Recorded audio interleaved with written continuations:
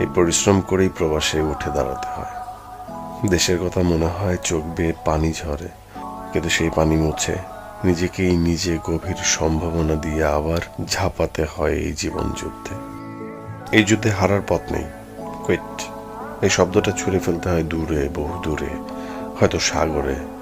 আগাতেই হয়, মনের সাথে সাথে শরীরটাকেও টানতে হয় সহ্যের সীমার খানিকটা উপরে। অঝোর ধারায় ঘাম ঝরে, কিন্তু ক্লান্তিকে প্রশ্রয় দেওয়া যায় না। এর মাঝে ক্লান্ত শরীরটাকে ঠেলে নিয়ে যায় হাওয়ার্ড ব্রিজের ঠিক নিচে। মার কথা বারবার মনে পড়ে। দেশে আমাকে এক গ্লাস পানিও নিজের হাতে তুলে খেতে হয়নি, আর এখন সেই আমি প্রবাসী কি করছি ভাবছি।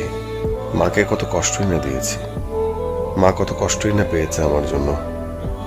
বহুদিন পরে মার সাথে কথা